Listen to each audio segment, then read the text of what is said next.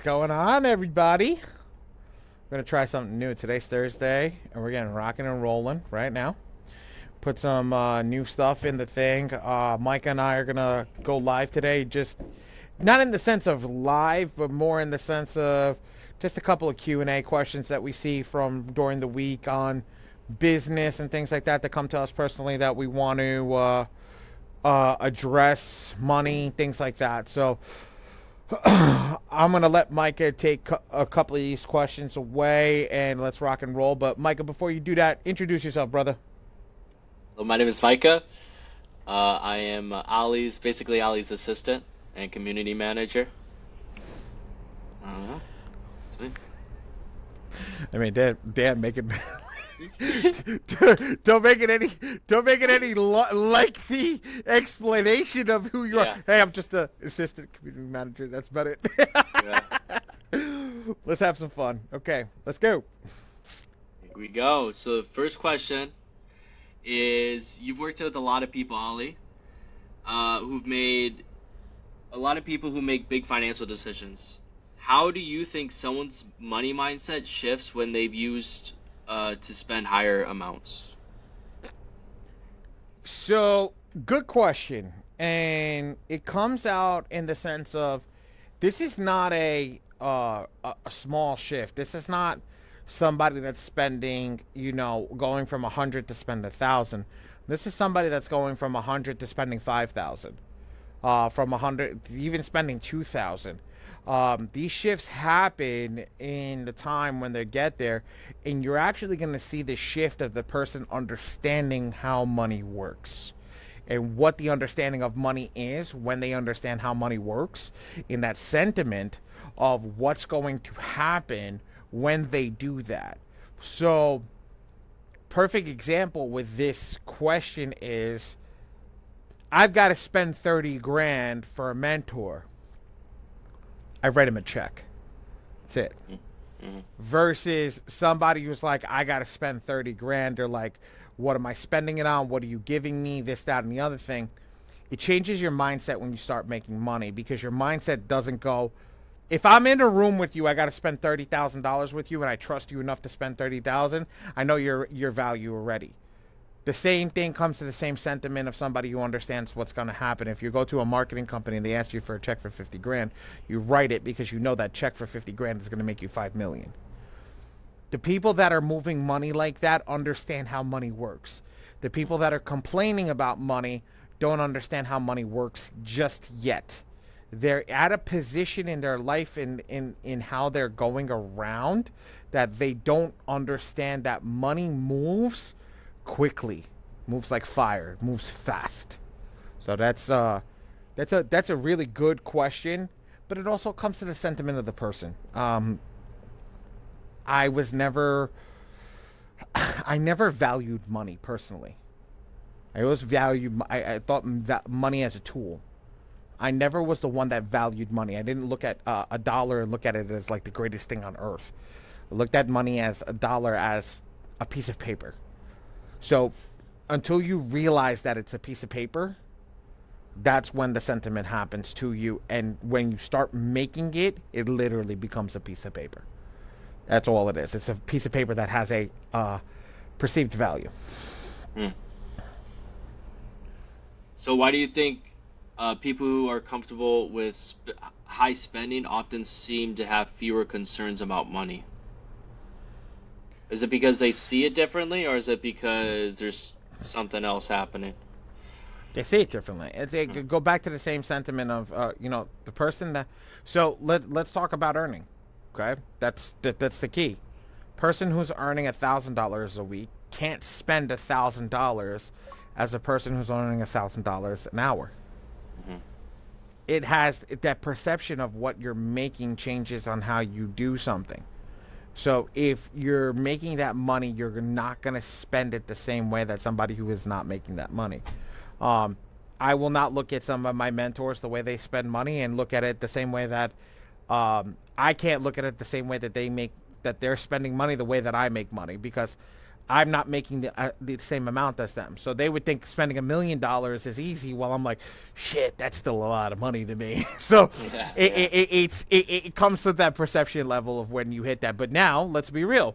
When I start making 1 million, okay, is that same thing going to be in my mind? Probably not, because it's like, okay, I knew what it took to get to 1 million. Now I need to get to that next point. Make sense? Hmm. Yeah. Yeah. When you've worked with clients who are making the transition from living paycheck to paycheck to making more money, what's the biggest challenge they face in adjusting their spending habits?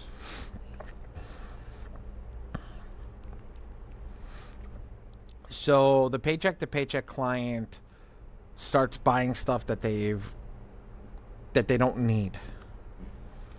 Now they have to fulfill a material want. Okay? So they don't ever, how do I say this properly? They don't ever like go to the store and just like stay in that level. Hmm. So what I, and I could talk from experience on this one. We were talking about it before the pod. Um, when I made my money, it turned around and it did something different to me. I did buy those certain things that I needed, that I wanted, like other people. Like, for example, I'll give you a perfect example. I bought a laptop. I didn't need this specific laptop.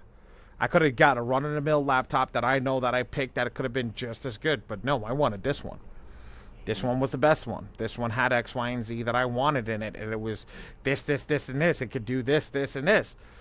So yes, when they stop living paycheck to paycheck, they can do and go and buy that bump up.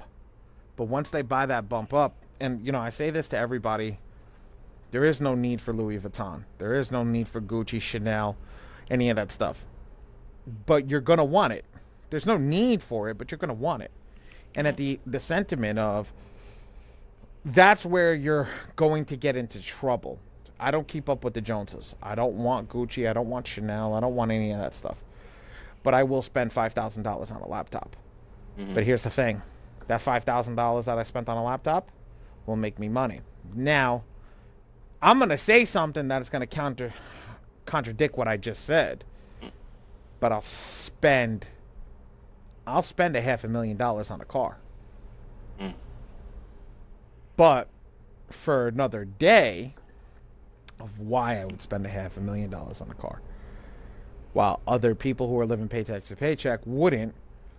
There's a term when you start to make money that changes when you can use that money to make more money. Hmm. And it's exactly what I'm doing now and looking now. When you're buying a car, well, why would I buy this one and not this one? Hey, let me ask you a question. Why would you buy a Mercedes and not a Kia? It feels nicer when you're riding it. Okay, It but does. why else? Um, Status. Bingo. When I pull up in an S class, people are gonna look at me. That's a freaking boss. When I Yeah. pull up in a Kia, they're gonna be like, "That's just Tom from down the block." Yeah. That's the difference. But now, if I throw my Instagram handle, TikTok handle, throw the YouTube handle on the back window of the car, now it's a marketing tool. Hmm. And now it's now used for business. That's why I said I can't use the Chanel bag for business the same way that I can use the car. That's why I can tell you the car is different. I just learned to hack about watches. That'll be shared on another day. But let's uh let's move on with questions. I can Okay. make this 3 hours long. Yeah, that sounds good. So let's make it 6 hours. How does the idea of gradual lifestyle inflation come into play for people who start earning more? And can you share a story about someone who learned to manage that shift effectively?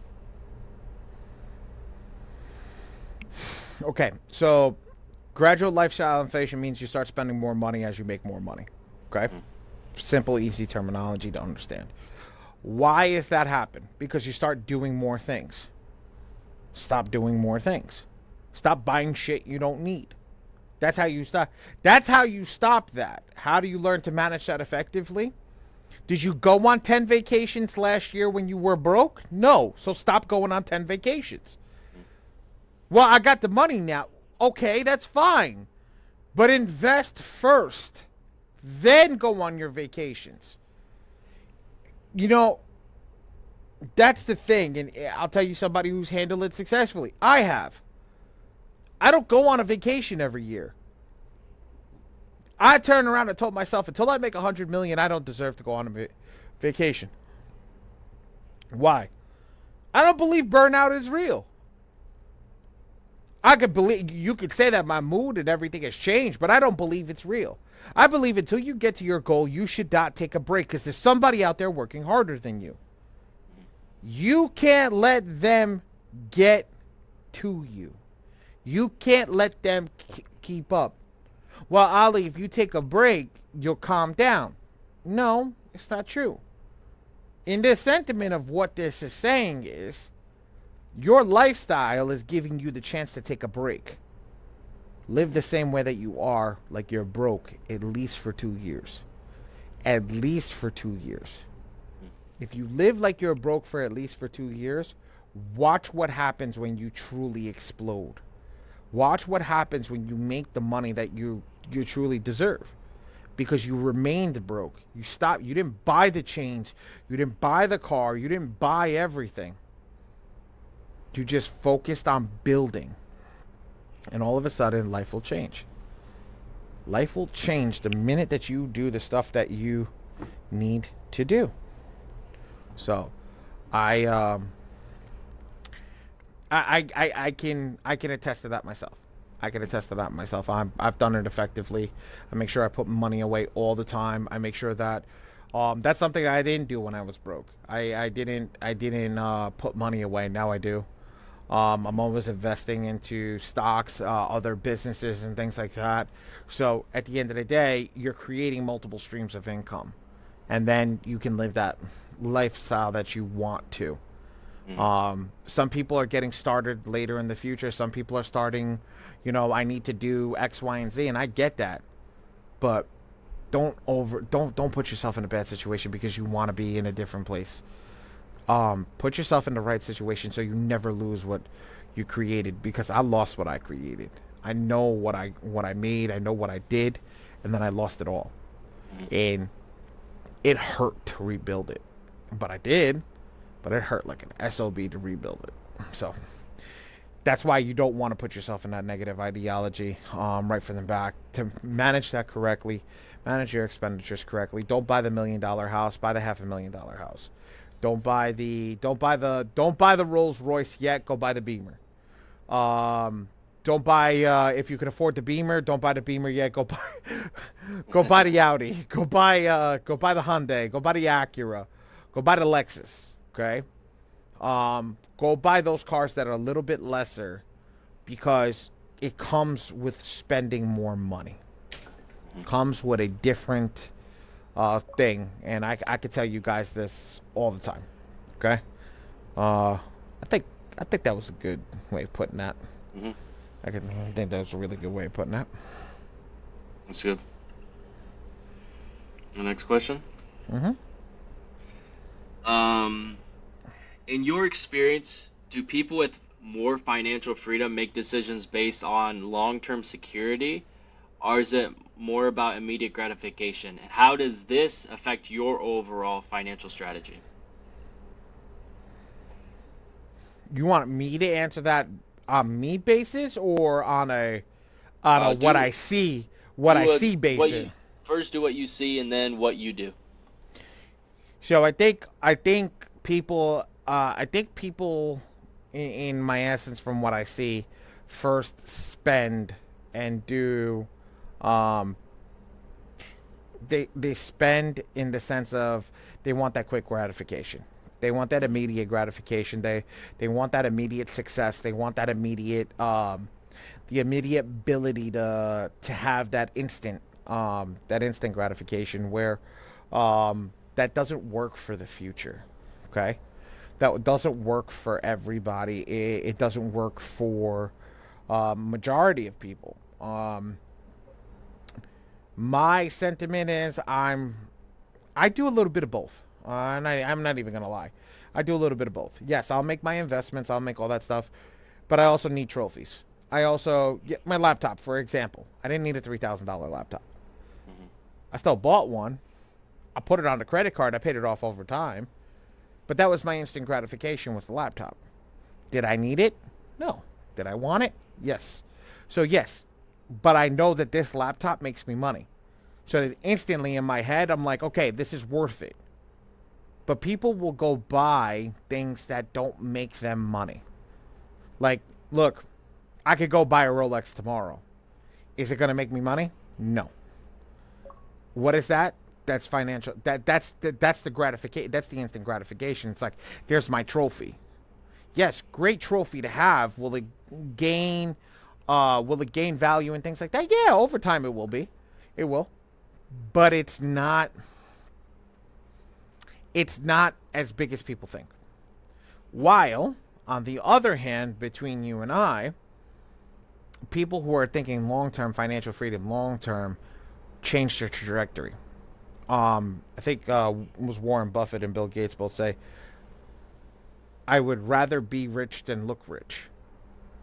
So, in my mindset, that means no vacations, no car, none of that stuff. Don't go eat at the fancy restaurants. Now, it doesn't mean don't go eat at a restaurant. Just means don't eat at the restaurant that you got to spend $1,000 for dinner at. Spending $100, you can go out 10 times instead of going out once. That's what that means.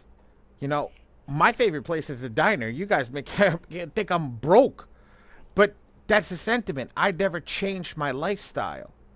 I still go to the places that I want to go to. I still dress the way that I want to. I don't need to change who I am as a person to be perceived as money. I actually prefer to be people to think that I'm broke.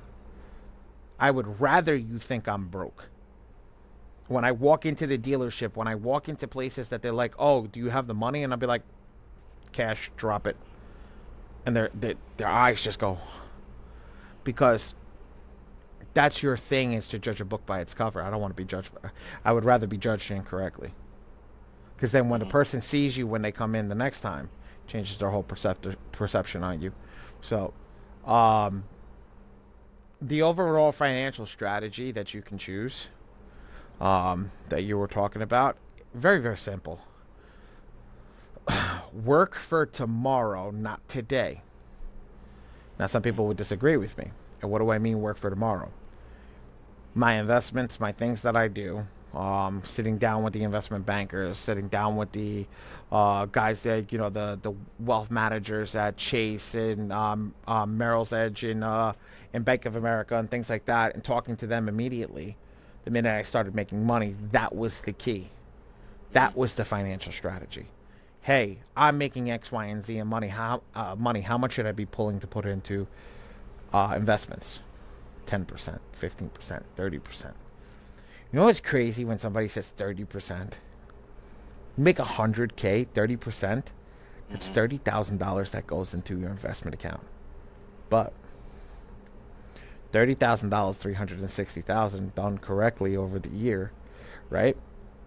Done with dividend counts and this everything, can wind up start to generate $10,000 to $15,000 a month in just dividend accounts. So Hmm. now what happens? I get $10,000, $15,000 coming in from this account and this account and this account and this account and this account, and it's all starting to pile up and start to go into these accounts.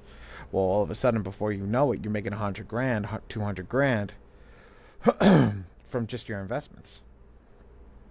So start living a different life, and that's the key. Just start to live a different life. Um, I think I got your questions answered on that one. Hmm. It was Let's good. move to the next one. Good. How do you help people get out of the trap of trying to keep up with others, especially in the social media age when everyone's showcasing their success? How I dress, how I carry myself, how I do the things that how do I do the things that carry my success.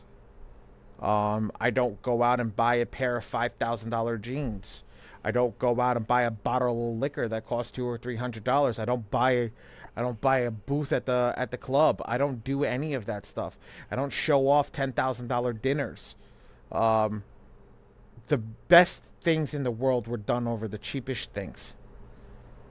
Okay, the best things in the world, the most money made. You know what? Perfect example from a movie, and if you haven't seen it, I would go watch it. Wolf of Wall Street. The start of Oakmont Stratman was started in a diner when the guy goes, "How did you afford that car? Show me a pay stub for $2,000, and I'll quit my job right freaking now, and I'll start working with you." Legitimately quits his job, starts working with the guy in a diner. Mhm. The best deals are made with people in the proper places. So you've got to truly be understanding of that. You've got to truly be in tune with that. It's not about how much money I have. It's not about what car I drive. It's not about any of that stuff. Yeah, that focus is for the weak-minded people, but for the strong-minded people, it's what comes out of my mouth. The people that I talk to, right, that will go and say, let's move this way, or let's move this way, or let's move this way. Oh, the damage that can be done. Because the right people that are around you, they don't give shit if you got a car, you got this, you got that, because those are the people that'll move with you. Now, does it help get you into some networks? Absolutely. I'm not going to say that as a no. Absolutely. But do you want to be in that network? I would rather pay for a mentor than use a car or a material item to get me into that network. I would rather have somebody say, this is my boy, work with him. That is more powerful than the car or the material items or the stupid spending that you could possibly do. Good. That's good. How much of a person's spending habits do you think are based on emotional decisions, like buying something to feel better or to fit in, and how do you help people manage that? I mean, literally, we just went over that, and Yeah. it's a rhetorical question, because it's the truth. Um, a lot of it is emotional based. It's the emotional base that I want to fit in. I want to fit in with people that truly don't care about you. Um, Fit in with the people that you want to fit in. Backdoor dinners. They're doing quiet dinners in the middle of nowhere. That those are the people you want to fit in with. Not the people that are looking at your car. Mhm. That's a different type of fit in, and that's how I would manage that. I would manage the people that I want to fit in with properly, buy all that stuff. Yes, buying the car. Don't get me wrong. I'm not saying don't buy it when you're ready. I want that to be the truth and the fact of the matter is buy that when you're ready.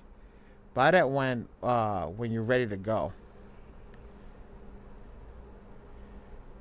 Uh, oh, we got a bunch of people in the chat. I didn't even see that. You could write Yeah, it a off, couple. Mike. Oh,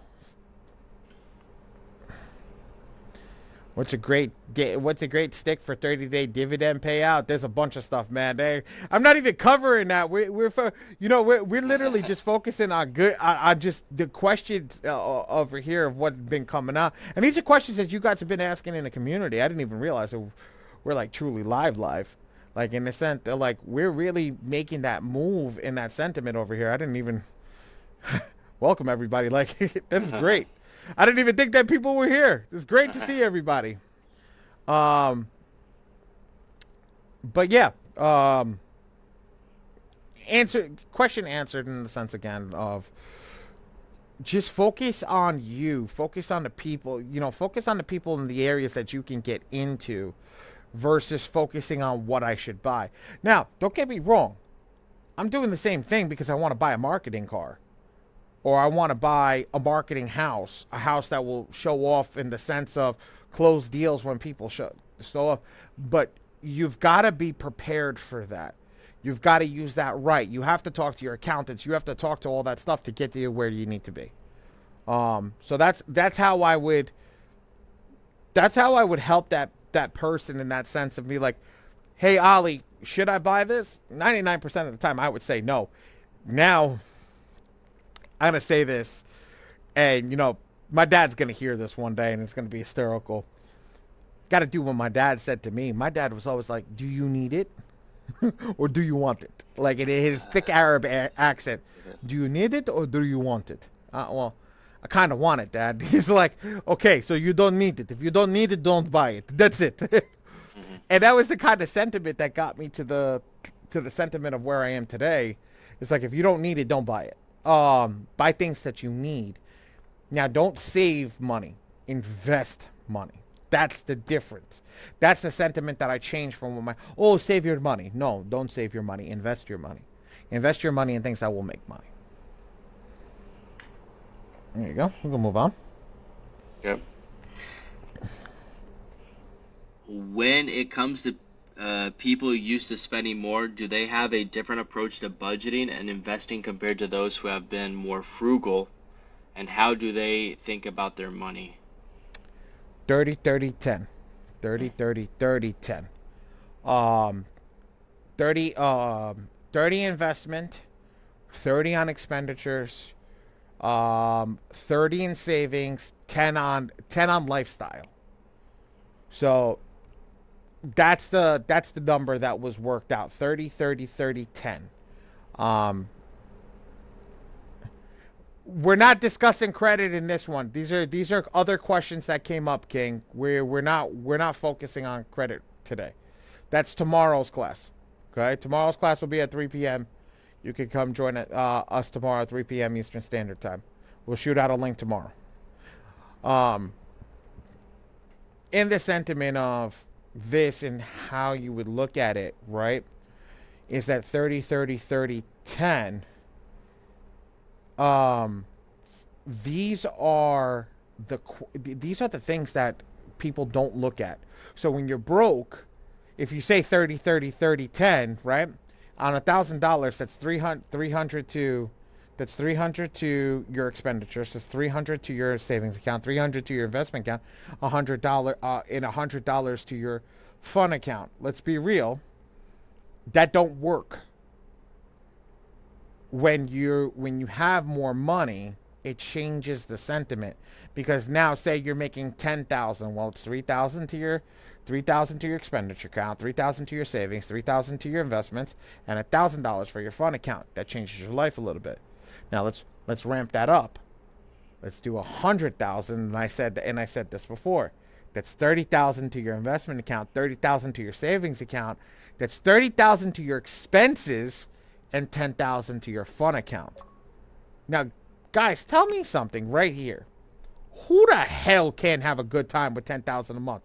I couldn't spend $10,000 a month on fun shit. I really couldn't spend that. So what would happen?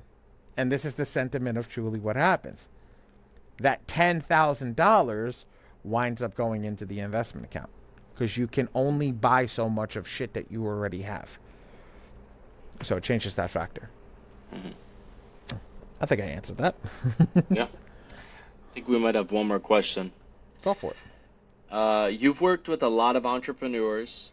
What's one practical tip you'd give someone starting out who's worried about overspending and wants to create a healthy financial mindset from the get-go? Well, the 30, 30, 30, 10 thing that we just discussed is a major step. Getting to that step is the way that you want to go. That's how you protect yourself from overspending. Because once you start to unlock that, that's when your life truly changes. Because now, once you hit 10,000, right, and you're putting three in whatchamacallit, three in savings, three in your investment account, those are growing. Those two things are growing. You have your rainy day account. God forbid something happens. You have your $1,000 spend account to have fun on, okay, and then you have 3,000 to cover the bills.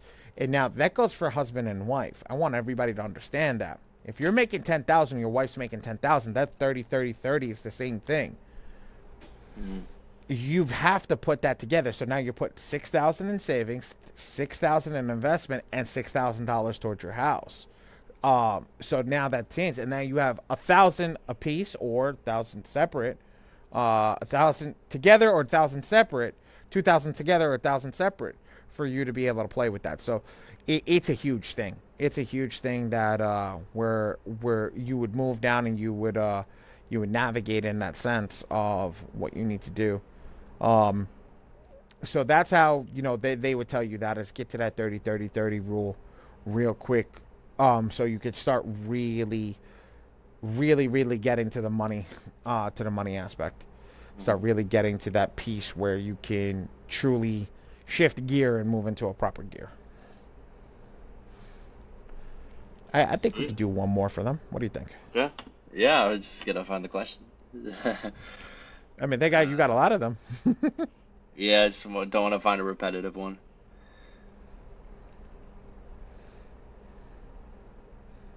Oh, it's not bad.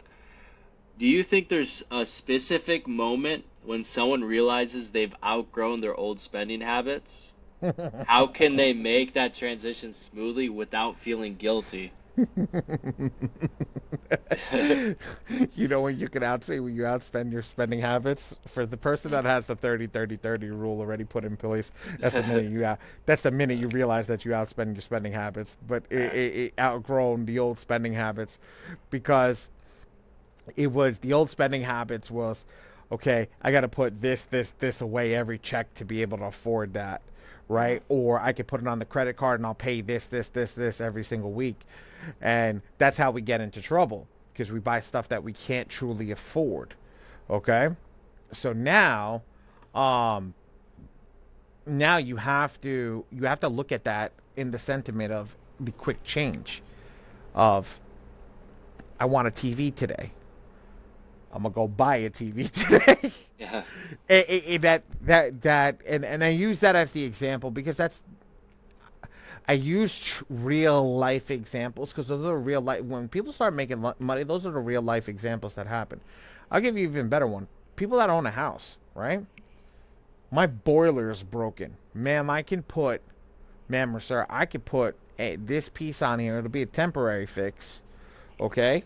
But it'll get the job done. It'll last you until the winter, or until Hmm. through the winter.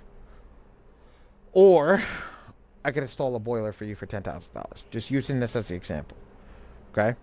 When you know you've outgrown your spending habits, everybody in their mind right now is thinking, yeah, I'll just take the quick fix. Okay?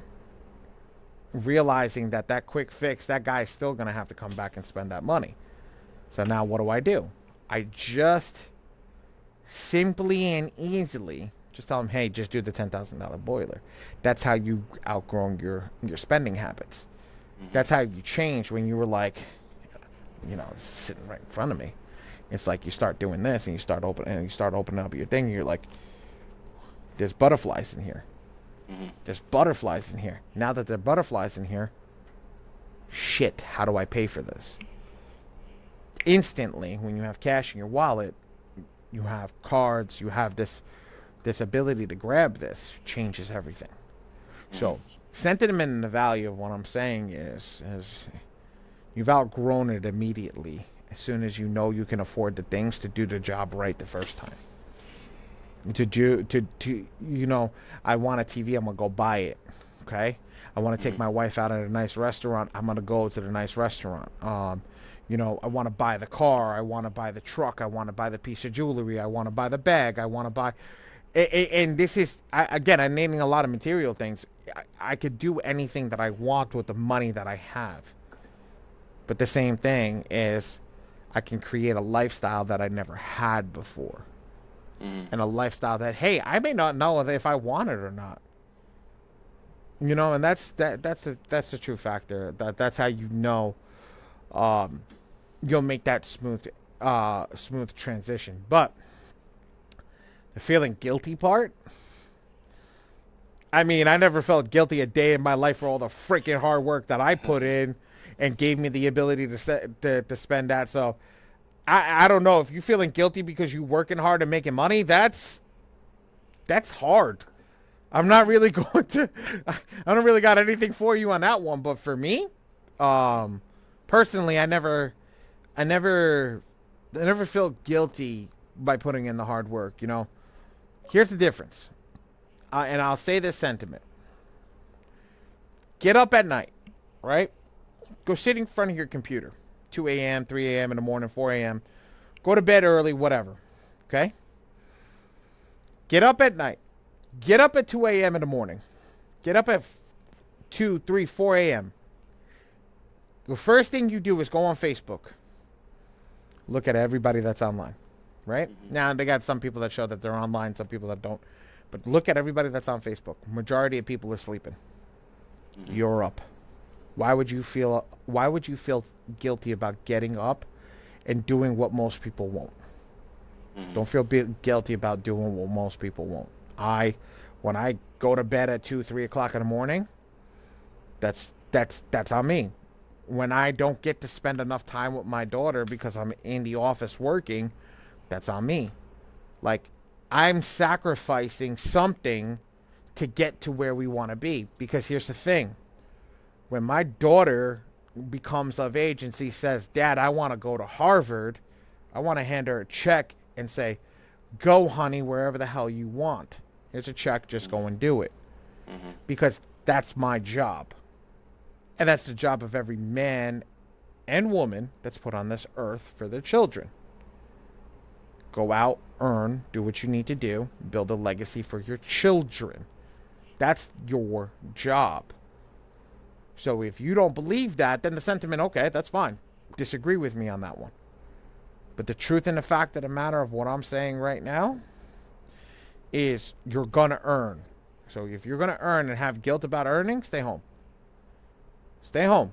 But if you're going to not be guilty because you're hungry and you're a shark in the water, you ain't gonna feel big guilty about anybody, because the sharks don't they don't hunt where other fish aren't. They hunt where all the other fish are, and they eat them up too while they're coming. And that's the same thing. I'm going to be a shark, and the people that are listening in are most likely sharks as well. So I want you guys to understand that in that sentiment. And you guys are going to get everything that you earn. We see a lot of people giving up. And it's not you're giving up because you're not capable. You're truly capable. You're just giving up for whatever reason. Somebody points a finger in your damn face and tells you you're not good enough. And it doesn't have to be in exactly those verbs and those words and that sentiment. Put a finger in your face and tell you you're not good enough, and you believe them. I don't believe them. I'm not here if I believe them. You're not listening to me if I believe them. So make sure that you're that sentiment. You're that staple piece. Why do they say it's the what is it? It's there's the ugly sheep or the black sheep that gets through the family curses? It's because they don't give a crap about what anybody else does or thinks or anything about them. They just do the job. They just do what needs to be done. And they go where nobody else is willing to go. Oh, why don't you go to work like everybody else? Because working for somebody is boring. Working for somebody will never give me the opportunity to make anything in my life. And working for somebody, here's the thing, working for somebody will never get me to a place. Now, I could partner with somebody and get to the place that I want to be, but working for somebody will never get me there. And it's an unfortunate tactic. Yeah, you can go work for a Fortune 500 company. Yeah, that's great. Make $150,000, $200,000 a year. That's fantastic. Okay? That's fantastic. You make $250,000, $200,000 a year. That's great money. It's almost $20,000 a month. But let me tell you something. It's great money. But the minute that they don't need you and they shit can your ass, you're back to zero.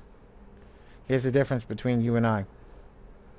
If I buy 7 businesses, all in different categories and different avenues in different ways, right? I buy a laundromat. I buy a restaurant. We own a print shop. I buy a convenience store. I buy a gas station. I buy a charging station. I buy all that stuff. Here's the thing, guys. I gotta make profit. Say I buy 10 of them. You know how much money I have to make from each of them to become a millionaire? $8,000. Numbers right behind me. You just no. Oh well, it's hanging up. Numbers right behind me. I got to make $8,000 from each of them. So if I got to make $8,000 from each of them, right? $8,000 from each of them, I'm a millionaire. I'm a millionaire just by making 8. If I make 10, I made over $1 million. Profit. That's all I got to make. The more you can put into it, the more money. Now, if my investments bring me 2 or 3,000, and this brings me here, and this brings me here, and this brings me here, all little pots. All little pots. And I didn't understand this statement back then. But all the small little pots come in and they pour it into the big pot. And what happens when they get poured into the big pot? That's when you show how much money you really make. Shows your net worth. Shows your value. So that's the truth and the fact of the matter. So that's all for questions. You want to do one more, or you good? You want to read to see if there's one more good one? If there isn't, we'll shut her down.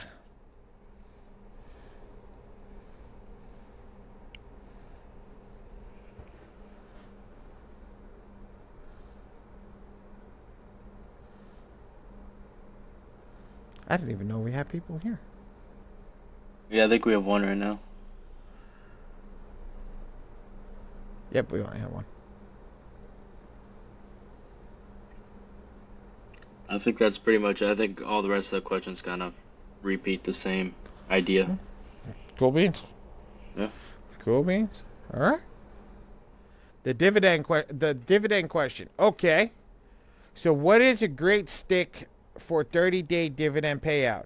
So it's not a great stick. It's learning. It's learning what dividends are paying out and when. So each dividend pays out on a quarterly basis. So that's a 3-month basis. So you may have Home Depot that pays out in January. You may have Pepsi that pays out in February. And you may have Target that pays out in March. Well, realize that I just got 3 different payouts. And if I invest in those 3 different companies and I get those payouts, well, I get paid every single month. I just get paid every single month from a different company. So that's working out on that. Now, do I have the greatest dividend? No, my man, I don't. That's what I pay the guy for that does my investments for me. JP Morgan, I got a private banker at JP Morgan that does it for me, and I got a guy at Merrill Lynch. That's what I was saying before. When I started making money, I don't do things myself, because here's the truth and the fact of the matter. My time is better utilized doing this than looking at a chart all day long and understanding a chart. I don't understand shit about stocks. And why do I say I don't understand shit about stocks? Because it's the truth. I don't know what a double top and a double bottom and this is. And I see all the stuff on Instagram and things like that. Don't get me wrong. I see it. Do you think I understand it? Absolutely not. I don't understand shit about it. Okay?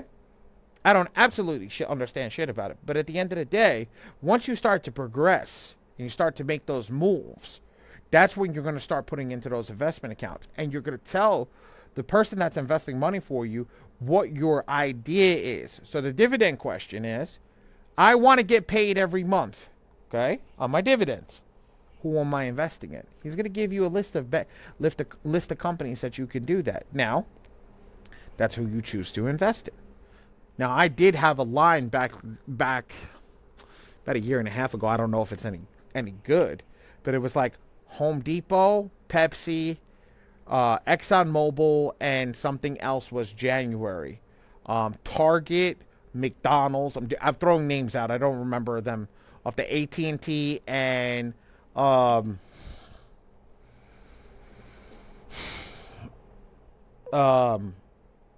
DuPont was February, and then I don't remember any of them from March.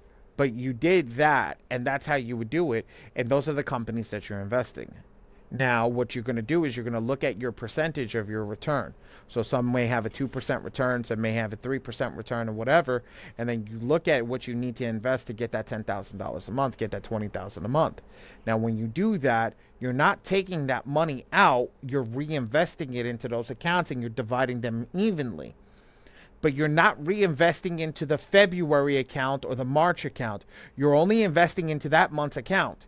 So when you take from January, you take from the January account and put back into the January account. When you take from February, you take that money out of the February account, put it back in the February account. When you take from March, you take that money and put it back in the March account. That's how you grow those evenly. Okay, because now you're growing each of those. If I take it and move it across all the boards, what happens is I have slower growth. I don't want slow growth, I want fast growth. You're still moving 10,000. Just over the 3 months you're going to still invest 30,000. Yes, but by April that comes back, right? By April, my investment from there will be bigger than that. That's why we want to do that, because we don't want to miss the cutoff date. And that's the cutoff date for the dividend. Now, since you've been patiently waiting, you're still here, King. I think he's still here. He or she. When Yeah. you're cleaning your credit, the Bureau Experian has deleted an item and re-added it. How is that how is it possible to get it removed? Just run it through the system, man. The reason that it got re-added is it was a soft deletion. It's not deleted until it's completely deleted. And what I mean by completely deleted is it will never come back again. And that's a removal of every file and everything about it. So that means that it's removed from the creditor as well. So what I would say is tomorrow when you come in, you're going to have to give me more information on that file itself and what that file is going on. And it's a very simple as saying, hey, look, it's a Bank of America account and it's a late payment. Well, here's the thing. Late payments don't get removed easily and they don't stay removed easily because what are you telling the late payment? The late payment is still being updated. So when they update it next month, they can put it back on. So what you need to do is stop the late payment account, which means close it out, then remove the late payment account. That's how it stays removed. Okay? So that's definitely something that it takes more information and understanding that piece in general right there to work with. My business partner will always say the same thing that I just said is if the account is not really causing you any variance, let it shut down. After it shuts down, then remove the late payment, because it's easier to remove a late payment account as a whole than to actually remove the late payment itself, because you're basically saying, I didn't do a late payment on an account that you have opened. How can you not do the late payment? Did you not pay the bill on time? And if it's truly inadequate or an inaccuracy, then you don't send out a letter. You go to an attorney and you sue them for that. So that's the case in point of what it is.